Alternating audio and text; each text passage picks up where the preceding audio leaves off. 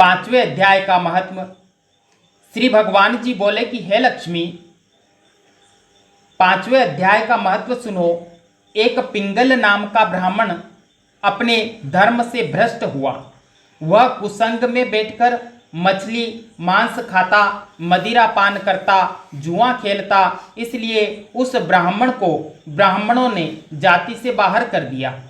तब वह किसी और नगर में चला गया।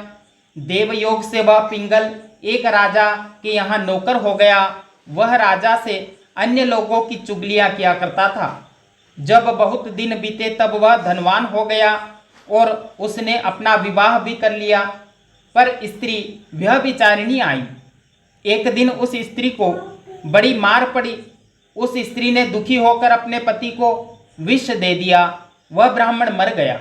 उस ब्राह्मण ने गीध का जन्म पाया। कुछ समय बाद स्त्री भी मर गई। उसने तोते का जन्म पाया।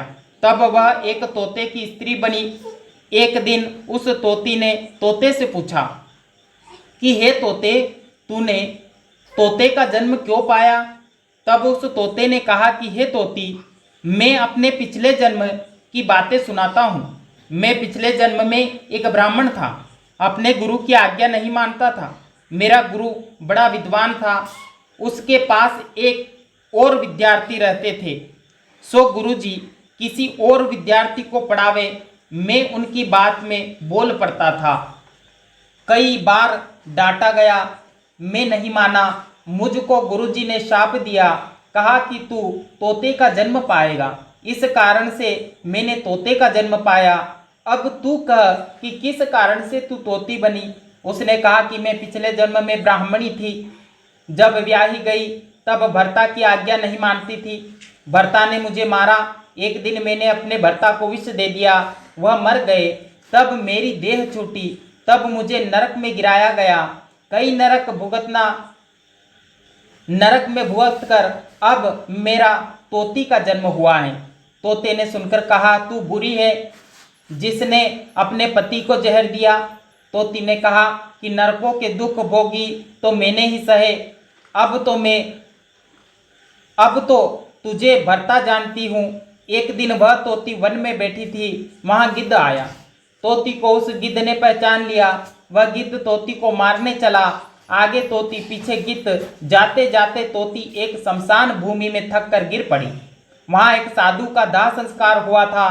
साधु की खोपड़ी वर्षा के जल से भरी हुई थी। खोपड़ी में जल के साथ उनकी देह धोई गई और आपस में लड़ते लड़ते दोनों मर गए।